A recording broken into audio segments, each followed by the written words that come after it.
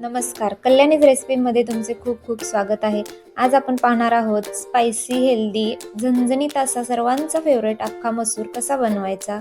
चला तर मग बघूया लसूणी मसुरा कसा बनतो. सर्वात आधी आपल्याला 1 वाटी मसुरा भिजवून घ्यायचा आहे. कमीत कमी 2 तास मसुरा भिजला पाहिजे.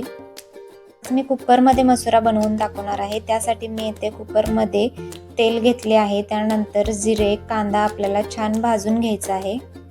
कांदा पटकन भाजण्यासाठी मी येथे लहान 2 चमचे मीठ घातले आहे. ती गुलाबी कलर येऊपर्यंत आपल्याला कांदा छान भाजून घ्यायचा आहे. कांदा चांगला भाजला तरच मसुरा छान होतो. हिरव्या मिरचीचे काप, ठेचलेला लसूण आणि चमचाभर आलं लसूण पेस्ट आपल्याला वापरायची आहे. हे सर्व आपल्याला परतून घ्यायचे आहे. त्यानंतर आपल्याला हळद, लाल तिखट आणि घरची चटणी वापरून परतून घ्यायची आहे. मिनिट परतून झाल्यानंतर त्याच्यामध्ये आपण भिजवलेला अख्खा मसूर घालायचा आहे.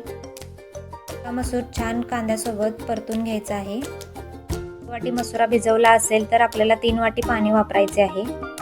उकळी आली की त्याच्यामध्ये आपल्याला अर्धा लिंबू पिळून घ्यायचा आहे. त्यानंतर 5 शिट्ट्या करून घ्यायच्या आहेत.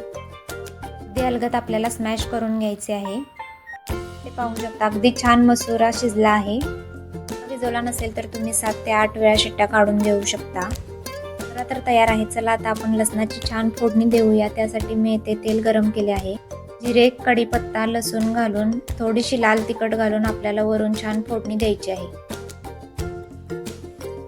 चला तर मग तयार आहे आपला लसूणी मसुरा. बारीक चिरलेली कोथिंबीर आपल्याला घालायची आहे.